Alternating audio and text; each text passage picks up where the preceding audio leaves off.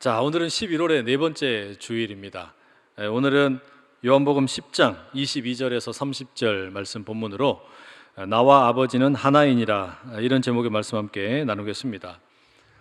여러분, 저희가 이번 한 주간 감사 특밤을 함께 보내고 있죠. 여러분, 어떤 시간이 가장 인상적이셨어요? 저는 다 좋았습니다. 딱 하나 빼고 다 좋았어요. 어제 이제 집회가 끝나고 설교 준비를 마치고 집에 갔는데 제 아내가 글쎄 저보고 저랑 조성모 집사님이랑 같이 앉아있는 모습을 뒤에서 보니까 제 머리통이 한 2배 돼 보이더래요. 은혜 받고 그냥 그때 다 날아가 버린 것 같았어요. 이제 그거 빼고는 다 좋았어요.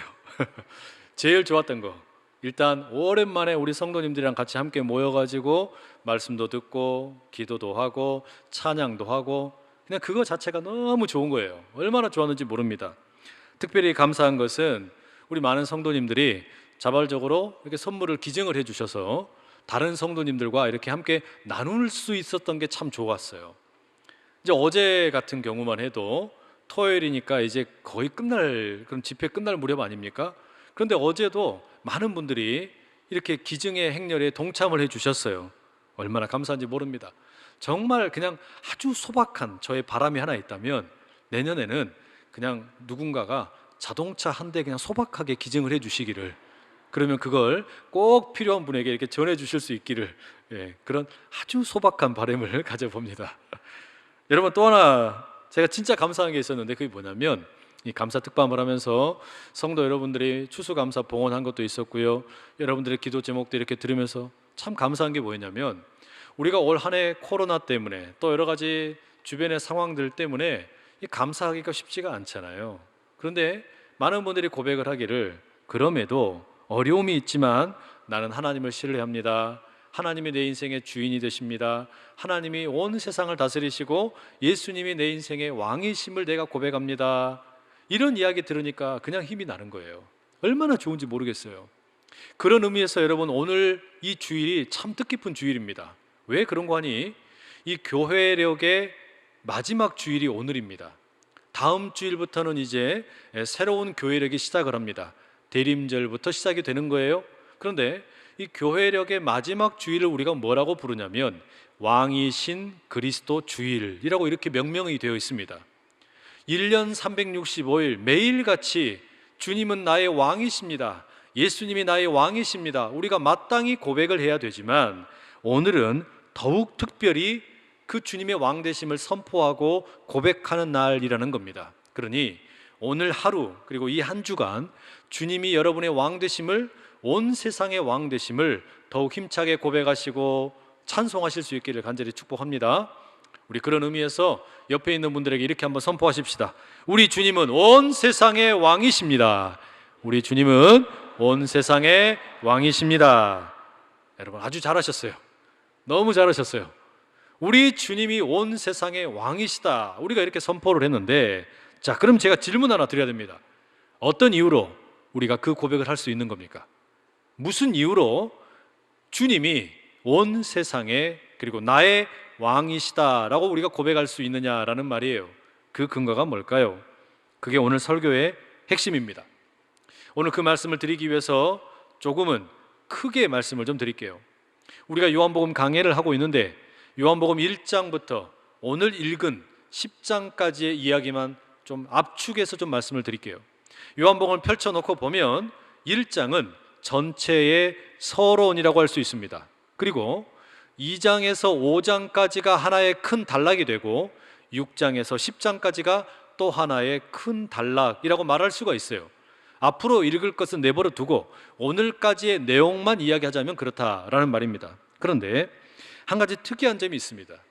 2장에서 5장까지의 이 큰 단락과 6장에서 10장까지의 이 큰 단락이 사실상 아주 비슷한 패턴으로 반복되고 있다라는 이야기예요. 자, 2장을 한번 보세요. 2장이 시작되는 이야기를 보면 갈릴리 가나의 혼인잔치, 물을 포도주로 바꿔주시는 기적 이야기로 시작을 합니다. 이와 동일하게 새로운 단락인 6장이 시작할 때도 갈릴리에서 예수님이 오병이어 기적을 베푸시고, 이어서 폭풍을 만난 제자들 가운데 물 위를 걸으시는 기적 이야기로 시작을 하고 있어요.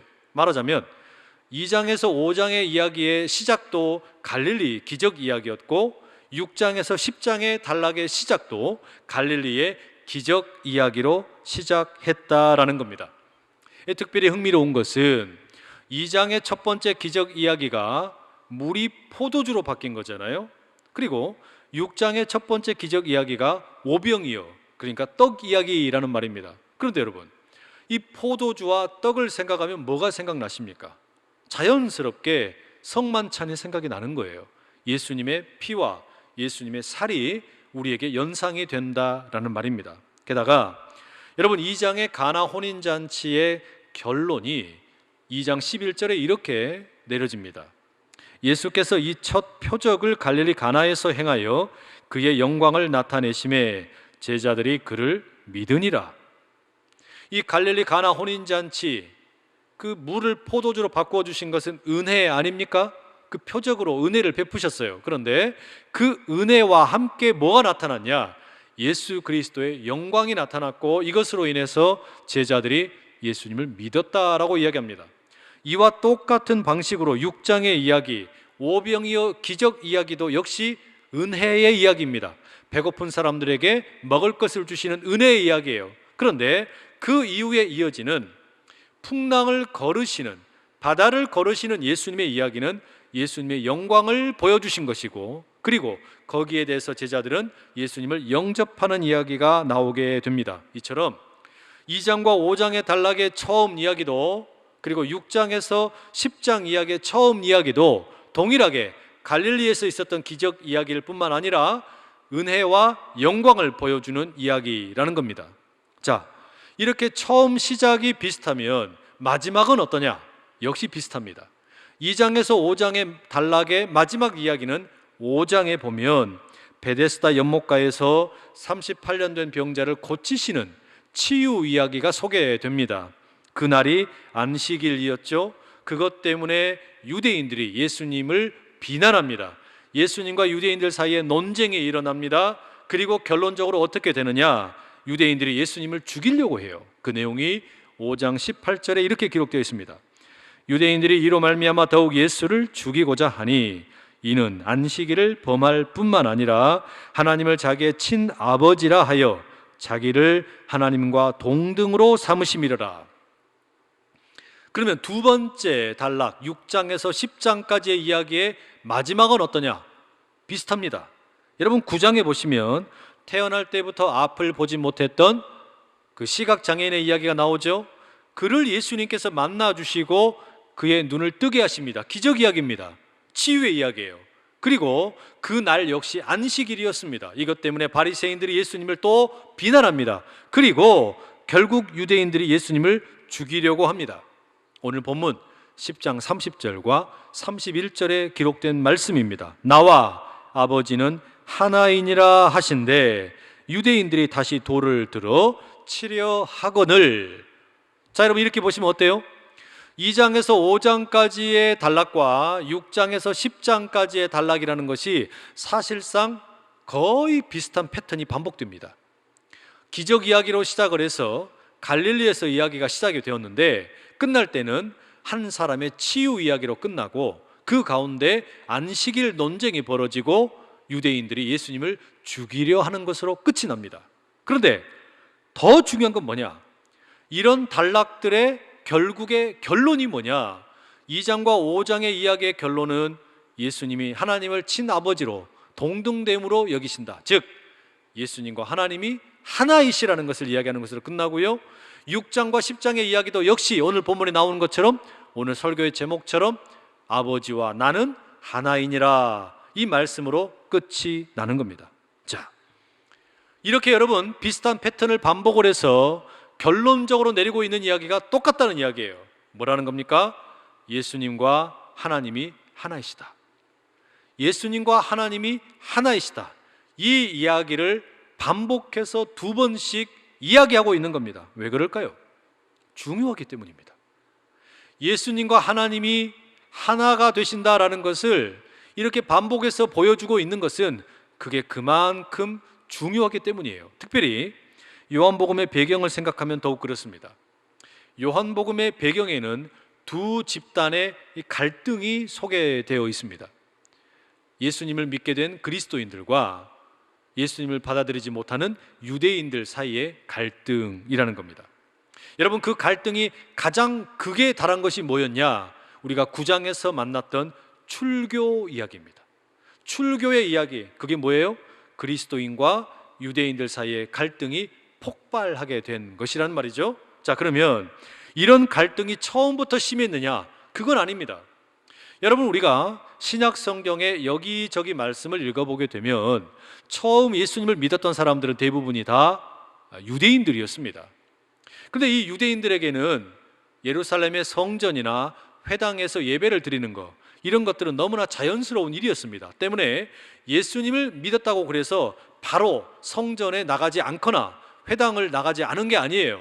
예수님을 믿으면서도 자신들이 본래 해왔던 대로 유대인들의 관습을 따라서 명절도 지키고 또 안식일도 지키고 예배도 드렸습니다. 그러면서 그 회당에서 예수님에 대해서 공부도 하고 함께 연구도 하고 그리고 그 예수님을 다른 유대인들에게 소개하기도 했다라는 말입니다. 다시 말하면 예수님을 믿는 유대인들과 예수님을 아직 받아들이지 못하는 유대인들이 함께 성전과 회당에서 교제를 나누었어요. 그런데 이런 분위기가 AD 70년에 완전히 바뀌어버립니다. 그 해에 무슨 일이 있었느냐? 로마의 군대가 예루살렘에 공격을 합니다. 예루살렘을 완전히 쑥대밭으로 만들어버려요. 성벽이 다 무너져 버립니다. 그리고 예루살렘의 너무나 소중한 성전, 하나님께 예배하는 성전이 완전히 무너져 내려버려요. 자, 이렇게 되니까 유대인들이 당황하게 됩니다. 왜? 예루살렘 성전이야말로 유대인들에게 있어서는 가장 소중한 보물이었기 때문입니다. 여러분, 예루살렘 성전이라는 것은 하나님의 임재의 상징이었고 하나님이 온 세상을 다스리신다라는 것을 보여주는 일종의 상징이었습니다. 그런데 그게 무너져 버린 거예요. 이게 마치 뭐와 똑같은 거냐면 우리나라의 청와대가 무너진 것과 같은 겁니다. 청와대가 무너진 것은 곧 우리나라가 무너진 것과 마찬가지예요. 또 우리가 9.11 테러의 사건 때 그 세계 무역센터가 무너지는 것을 보면서 충격을 받았습니다. 그게 마치 이 온 세계의 경제가, 이 자본주의 사회가 무너지는 것처럼 느껴졌다는 말이에요. 이와 비슷한 맥락으로 이 예루살렘의 성전이 무너진 것은 유대인들에게는 너무나 커다란 충격이었습니다. 그러니 이 사람들이 이제 과제가 생긴 겁니다. 도대체 무엇으로 저 무너진 성전을 대체할 수 있을까? 우리는 저 성전이야말로 눈에 보이는 하나님의 임재의 상징이고 우리가 하나님의 백성이라는 것을 보여주는 눈에 보이는 어떤 표징이 되는 것인데 저게 사라져버리면 우리는 무엇으로 하나가 될 수 있을까? 성전에 함께 모여서 예배를 드림으로 유대인들이 하나가 되고 거기에서 명절을 지킴으로 우리는 하나가 된다라고 생각을 했는데 성전이 무너져 버렸으니 이제 우리는 무엇으로 하나가 될 수 있을까? 이 고민이 생긴 겁니다. 그래서 그 성전을 대체할 수 있는 것을 신속하게 찾는데 그게 뭐냐? 토라, 율법이었습니다. 성전은 무너졌지만 이제는 토라가, 율법이 우리를 하나가 되게 해줄 것이다, 이렇게 믿은 거예요. 그래서 율법을 옛날보다 훨씬 더 성스럽게 지키려고 그러고 율법을 우리에게 전해준 모세를 엄청나게 숭상하게 되었습니다. 이때 유대인 사회에는 다양한 집단들이 있었어요. 바리새인, 서기관, 사두개인, 제사장, 또 왕족들, 이런 어떤 수많은 집단들이 있었는데 이들 가운데 바리새인들이 이 사회의 어떤 주도권을 잡게 됩니다. 그리고서 이들이 율법을 아주 철권 통치를 하게 됩니다. 누구든지 율법을 어기면 쫓아낸다, 출교시킨다, 이렇게 선언을 한 거예요. 왜요? 율법 아래에 모든 유대인들은 하나가 되어야 된다, 이렇게 믿었던 것이죠. 성전이 무너졌으니 우리가 이제 하나 될 수 있는 것은 율법밖에 없다. 그러니 율법을 어기면 너는 유대인이 아니다. 그러니 떠나라. 이렇게 아주 그냥 엄청나게 공포를 조장하게 되었다라는 말이죠. 이런 배경에서 여러분, 우리가 익히 살펴보았던 5장의 그 38년 된 병자를 고치는 이야기나 또 태어날 때부터 눈을 뜨지 못한 이 시각장애인의 눈을 뜨게 한 이야기를 가만히 보세요. 동일하게 안식일에 있었던 일입니다. 그러니까 이 유대인들이 막 길길이 날뛰는 거예요. 아니 왜 이 유대인들에게 너무나 소중한 안식일 규정을 어기느냐? 이건 율법을 어긴 것이다. 율법을 업신여긴 것이다. 이것은 모세를 업신여긴 것이다. 그러니 당신은 출교되어야 된다. 이런 식으로 과격하게 행동을 하는 겁니다. 예수님과 연루된 사람은 출교시키고, 그리고 예수님을 어떻게 하려고 그러는 거예요? 죽이려고 그러는 거예요. 왜? 예수님 때문에 율법이 지금 존중받지 못한다라고 생각을 하는 겁니다. 여러분, 이게 요한복음의 배후에 있는 이 초대교회 성도들이 만났던 고난입니다. 예수를 믿는다는 이유 때문에 지금 자신들의 동족인 유대인들로부터 출교를 당하는 거예요. 나도 유대인인데 내가 예수를 믿는다는 그 이유 때문에 쫓겨나게 생긴 겁니다. 경제 활동으로부터 따돌림을 당하고 사회 활동을 제대로 못하게 되어버렸다라는 이야기예요. 이게 이 요한복음의 배후에 있는 고통받고 있는 성도들의 모습이었습니다. 심지어 유대인들이요, 회당에 모여서 예배를 드리는데 기도를 합니다. 그 기도 가운데 18기도문이라는 게 있어요. 18개의 기도 조목이 있는데 우리처럼 공동 기도를 하는데 그 기도의 내용 가운데 어떤 게 있냐면, 저 악한 나사렛 예수의 무리들이 저주를 받게 해주십시오. 저주를 퍼붓는 기도가 있는 거예요. 그만큼 이제 예루살렘 성전이 무너진 이후에 유대인들과 예수님을 믿는 그리스도인들 사이에 갈등이 깊어지게 된 겁니다. 자, 여러분, 여기서 가만히 생각을 해보세요. 예수를 믿는다는 이유 때문에 출교를 당한 유대인들, 그 예수를 믿는 그리스도인들, 여러분, 이들은 삶의 터전을 잃어버렸습니다. 이들에게 무슨 메시지가 필요하겠습니까? 다른 거 필요 없어요. 오로지 필요한 건 뭐냐? 예수님이 모세나 율법보다 더 크고 위대한 분이라는 것만 확인하면 돼요. 예수님이 진짜로 하나님이시라는 것만 확인하면 되는 거예요. 그러면 지금 당장 겪고 있는 모든 고난도 아픔도 견딜 수 있는 겁니다. 지금 내가 아무리 어려움을 만나도 내가 믿는 예수님이 진짜로 하나님이라면까지가 견딜 수 있다, 이길 수 있다, 이렇게 생각한다는 말이에요. 그래서 어떻습니까? 요한복음은 2번씩이나 반복해서 하나님과 예수님이 하나다, 하나님과 예수님이 하나다라는 이야기를 계속해서 해주는 거예요. 왜? 그래야 흔들리는 성도들이 믿음을 붙들 수 있기 때문에, 그리고 지금은 예수님을 믿지 않지만 앞으로 다른 유대인들도 이 복음을 받아들일 수 있을 것이다, 바로 그런 어떤 선교적인 이유 때문에 전도의 목적을 가지고 이렇게 적었다라는 말입니다. 그런데 여러분, 이것은 우리도 마찬가지 아닙니까? 우리가 가만히 보면요, 예수를 믿게 되고 그리고 교회에 나오는 것은 사실상 우리의 삶에 도움이 전혀 되지 않는 일입니다. 이걸 여러분, 일단 경제적으로 한번 생각을 해보세요. 예수를 믿으면 일단 경제적으로 완전히 손해입니다. 나라에 세금 내는 것도 아까워 죽겠는데 11조를 왜 드립니까? 너무 아깝잖아요. 추수감사절이 됐다고 봉헌을 왜 합니까? 선교 헌금은 왜 합니까? 이 성전을 건축하는 봉헌 헌금 왜 합니까? 아니, 너무 아깝잖아요. 지금까지 내가 냈던 헌금만 다 모아도 아이스크림이 몇 갠데, 이 헌금만 모으면 내가 자동차도 새로 바꿨겠다, 아이들 좋아하는 닌텐도 게임기도 사줬겠다, 우리 아내를 위해서 좋은 화장품도 사줬겠다, 남편이 좋아하는 시계도 사줬겠다. 그런데 봉헌을 왜 드리시냐고요. 시간은 어떻습니까?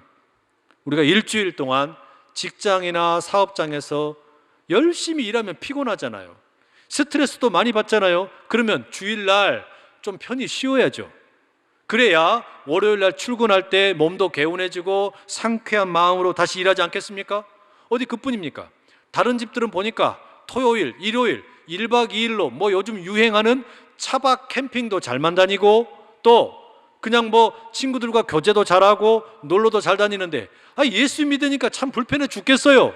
예배를 드려야 된다고 주일 성수하라 그러니까 어디 놀러도 못 가고 맨날 나와서 이렇게 시간을 들여서 예배 드려야지, 또 봉사하라 그러니까 봉사해야 되지. 얼마나 시간이 아깝습니까? 주일 성수한다라는 거 참 거추장스러운 거 아니에요? 자, 여러분, 헌금과 시간에 대해서만 간략하게 말씀드렸을 뿐이지만 다른 것도 다 마찬가지입니다. 생각해 보세요. 우리가 온전한 11조를 비롯한 봉헌을 드리는 이유, 그리고 황금 같은 이 주일 시간에 예배를 드리는 그 이유가 뭡니까?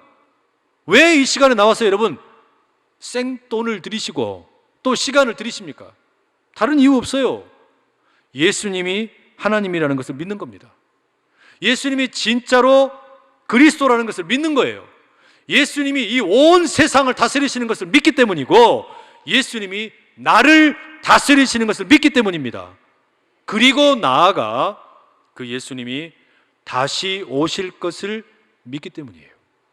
그 예수님이 다시 오실 것을 믿기 때문에 우리가 이 자리에 나와서 예배도 드리고 봉헌도 드리고 하는 거 아닙니까? 이거 믿지 못하면 절대로 온전한 11조 못합니다. 절대로 주일 예배 드릴 수가 없어요. 절대 내 시간 쪼개서 봉사한다라는 거 꿈에도 불가능한 일입니다. 혹시라도 11조를 할지 몰라요. 주일 성수할지도 몰라요. 봉사할지도 몰라요. 그러나 이 믿음이 없이 드리는 것이라면 그거 다 헛것입니다. 헛짓거리예요. 그렇지 않습니까?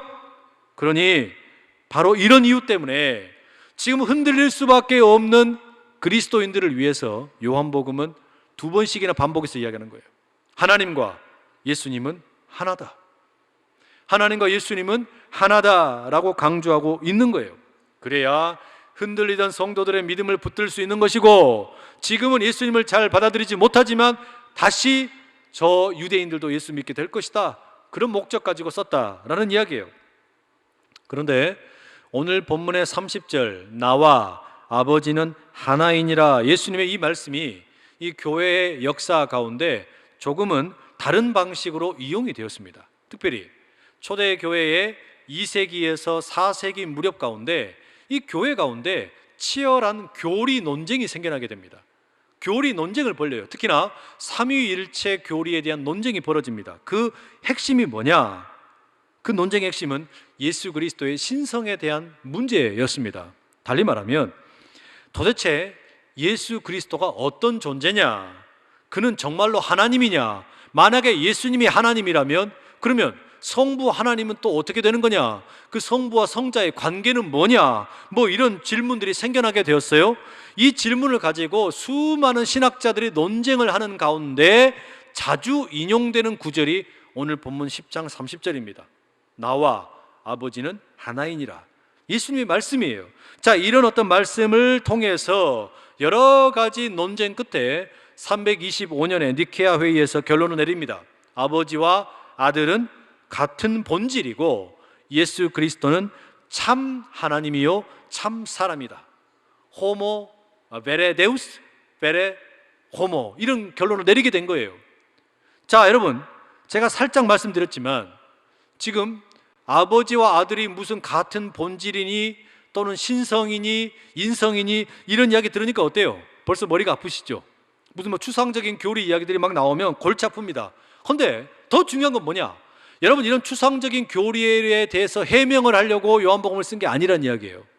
요한복음의 관심은 예수님과 하나님이 무슨 동일한 본질인지, 예수님의 무슨 뭐 인성이나 신성 이런 것을 밝히 드러내고 증명하는 데 관심이 있는 게 아니란 이야기예요. 앞서 말씀드린 것처럼 요한복음에서 하나님과 예수님이 하나라는 이야기의 그 주된 관심은 다른 거 없습니다. 흔들리는 성도들의 신앙을 붙들려는 거예요.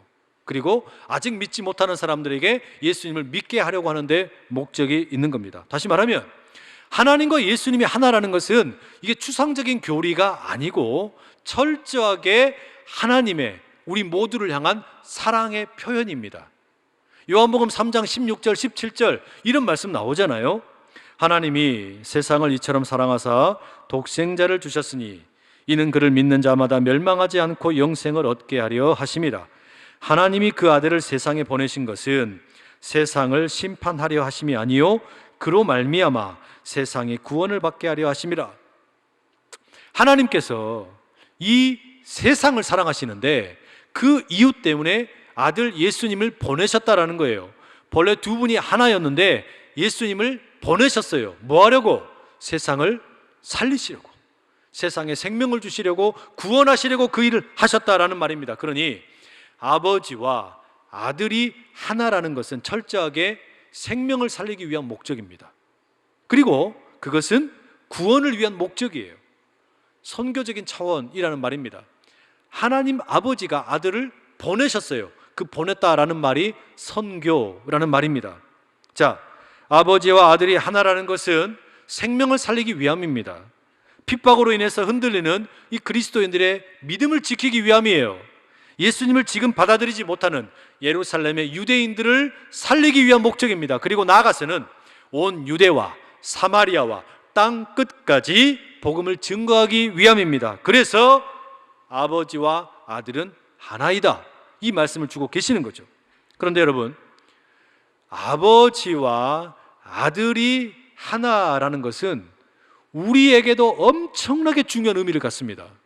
이제 우리가 요한복음 17장에 가면 조금 더 자세하게 나눌 텐데, 그 17장 21절에 예수님께서 기도를 하시는 내용이 나와요.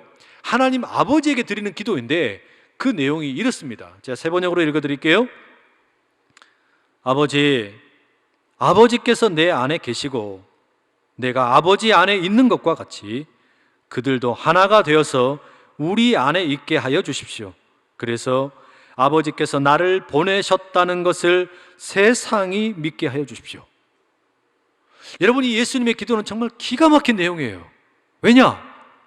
하나님과 예수님이 하나가 되시는 것은 결국 우리에게 무엇을 요구하는 거냐면 우리도 하나가 되기를 요구하신다는 말이에요. 하나님과 예수님이 하나가 되는 것은 단지 추상적인 교리 이야기가 아니라 온 세상을 살리기 위한 선교의 목적인데, 그것은 우리에게 뭘 요구하냐? 저와 여러분 모두가 하나가 되기를 요구하시는 것이고, 그것이 무슨 결과를 가져오느냐? 놀라지 마십시오, 여러분. 우리가 하나가 되기만 하면 세상이 알아서 예수님 믿을 거라는 거예요. 우리가 하나가 되기만 하면 전도를 할 필요도 없이 세상이 알아서 예수를 믿게 될 것이다. 그게 예수님의 기도의 내용입니다. 기가 막히지 않습니까, 여러분? 하나님과 예수님이 하나가 되시는 것은 결국 우리를 하나 되게 하시는 목적이 있다는 이야기예요. 우리가 하나가 되기만 하면 세상은 알아서 예수님을 믿게 될 것이다. 이게 너무나 충격적인 겁니다. 왜냐? 우리가 하나 되는 것이 그렇게 소중하다고 말씀하기 때문이에요. 다시 말하면 여러분, 우리가 하나 되는 것이 그만큼 어렵다는 이야기예요. 자, 이런 질문 드려볼게요. 그러면 예수님이 말씀하시는 저와 여러분이 교회가 하나 된다라는 게 어떻게 하나 되라는 말씀일까요? 이게 무슨 정치 이념으로 하나 되라는 겁니까? 좌파로 하나 되라는 겁니까? 우파로 하나 되라는 겁니까? 아니면 무슨 경제 이론으로 하나 되라는 겁니까? 무슨 우리 민주주의로 하나 되라는 겁니까? 공산주의로 하나 되라는 겁니까? 사회주의로 하나 되라는 겁니까? 아니에요. 예수님의 말씀은 그런 거 관심 하나도 없어요. 예수님이 우리에게 저들이 하나 되게 해주십시오 라고 말씀하시는 거, 그 근본, 그 본질이 뭐냐? 사람이 사람 대접받게 해달라는 겁니다. 우리 보고 하나 되게 해달라는 것은요, 교회에서 모든 사람들이 사람이 사람으로 대접받게 해달라는 겁니다. 그게 우리 모두가 주님 안에서 하나가 된다는 본질적인 의미예요. 여러분, 어찌 보면요, 우리가 하나 되는 것이 어렵다라는 것은 무슨 정치 이념이나 경제 이념이나 그딴 것으로 되는 게 아니고 사람을 사람 대접하라는 것인데, 사실 여러분, 인류의 역사를 보면 사람을 사람 대접하는 일이 세상에 제일 어려운 일입니다. 사람을 사람 대접하는 일이 제일 어려운 일이고 우리가 반드시 해야 할 일이라는 말이에요. 그러지 않습니까? 왜 한국 교회가 처음에 그토록 복음의 능력이 나타났습니까? 왜 한국 교회가 선교사님들을 통해서 복음을 받아들였을 때 엄청난 능력이 나타나고 수많은 사람들에게 소망을 주고 예수 믿는 사람들이 그렇게 폭발적으로 늘어났느냐? 다른 거 없어요. 세상에서는 사람 대접 받지 못했는데 저기 교회 갔더니 사람 대접해 주더라. 수많은 사람들이 그거 보고 예수 믿게 된 거 아닙니까? 사람 대접해 주는 교회의 모습을 보고, 그렇게 하나 되는 모습을 보고 세상 사람들이 알아서 예수 믿게 되더라는 이야기예요. 그게 뭡니까? 남자와 여자의 차별이 없어요. 남존 여비를 무시하는 겁니다. 어른과 아이의 차별이 없습니다. 일찍 믿은 자와 늦게 믿은 자의 차별이 없어요. 부자와 가난한 자의 차별이 없어요. 여러분, 이게 한국 교회 초창기에 있었던 엄청난 능력의 근원입니다. 교회 갔더니 나 같은 쌍놈도 나같이 돈도 없는 백정도, 나같이 어린아이도, 나같이 남존 여비 여성의 몸을 가지고 있어도 무시당하지 않고 사람으로 대접해 주더라. 그러니 여러분, 동네 사람들이 소문을 금방 듣는 겁니다. 저기 가면 사람 대접해 준다더라. 저기 가면 내 인생도 제대로 대접받는다고 하더라. 그래서 사람들이 몰려드는 거예요. 여러분, 이게 진짜 복음의 능력입니다. 왜 예수님께서 아버지와 내가 하나입니다, 이 말씀을 하신 이후에 저들도 아버지와 내가 하나인 것처럼 하나가 되게 해주십시오라고 왜 외쳤겠습니까? 우리가, 예수를 믿는 우리가 하나가 되면, 다시 말해 사람을 사람답게 대접을 하게 되면 알아서 세상에 예수님을 믿게 될 것이기 때문입니다. 여러분, 전도 다른 게 없어요. 진짜 전도가 뭐냐? 이 안에 머물러 있는 사람이 누가 되었든 사람 대접해 주는 겁니다. 이 안에 머물러 있는 사람이 누가 되었든 하나님의 형상을 따라 지음받은 존재라는 것을 우리가 함께 존중해 주는 거예요. 그렇게 하지 못하게 하는 것을 우리가 타파시키는 겁니다. 먼저 믿은 자나 늦게 믿은 자나 벽을 허무는 거예요. 위원회든지 부서이든지 이기주의를 버리는 거예요. 우리가 그렇게 하나가 되는 것을 연습하는 겁니다. 그게 참 어려워요. 교회와 교회가 하나 되는 게 어려워요. 성도가 하나 되는 게 어려워요. 세상의 모습을 우리가 그대로 가지고 왔기 때문에 그래요. 우리가 이걸 회복해야 된다는 이야기입니다. 이걸 회복하기만 하면 복음의 놀라운 다이너마이트와 같은 능력이 다시 나타나는 겁니다. 사람이 사람 대접을 받게 되면 알아서 이곳은 주의 백성들로 차고 넘칠 줄로 믿습니다. 여러분, 우리가 지금 코로나19 바이러스 뭐라고 부릅니까? 팬데믹이라고 부르죠. 그 팬데믹의 어원 자체가 팬데믹, 모든 사람이라는 뜻입니다. 누구 하나 예외 없이 이 바이러스에 걸릴 수 있다, 영향받을 수 있다는 겁니다. 그런데 여러분, 이와 같은 팬데믹의 원조가 어디 있느냐? 복음 아닙니까? 예수 그리스도의 복음이 그 원조예요. 누구 하나 예외 없이, 그게 부자이든 가난한 자이든 남자든 여자이든 사회적인 계급이 무엇이 되었든 누구 하나 동일하게 하나님의 사랑을 입은 자가 될 수 있다는 겁니다. 3장 16절의 요한복음 말씀처럼 하나님은 교회를 사랑하신 게 아니에요. 하나님은 특정 지역 출신만 사랑하신 게 아니에요. 하나님은 부자만 사랑하신 게 아니에요. 하나님은 남자만 사랑하신 게 아니에요. 하나님은 온 세상을 사랑하셨습니다. 그게 팬데믹이에요. 하나님의 사랑이 팬데믹입니다. 예수 그리스도의 복음이 팬데믹이에요. 그러니 여러분, 우리가 뭘 해야 됩니까? 단순합니다.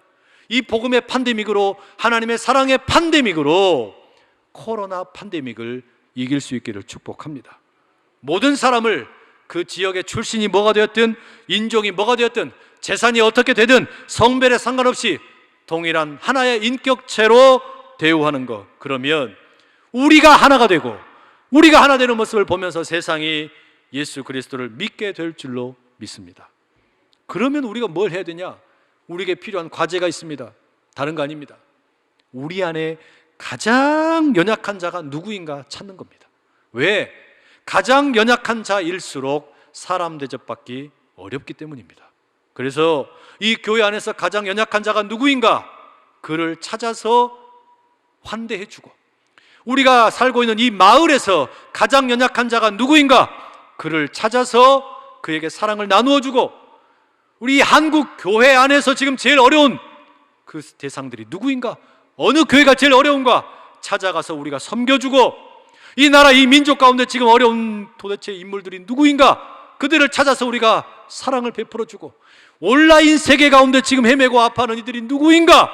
그들을 찾아서 우리가 도와주게 되면 바로 거기에 교회의 본질적인 사명이 있고 우리가 하나가 되는 것이고 사람을 사람으로 대접하는 길이 열린다는 이야기예요. 바라기는 여러분, 우리가 이 길을 힘있게 걸어가는 주의 백성들 다 될 수 있기를 간절히 축복합니다. 기도하겠습니다. 사랑하는 주님, 하나님 아버지와 예수님이 하나가 되셔서 온 세상을 구원하시기 위한 사랑을 보여주심에 감사합니다.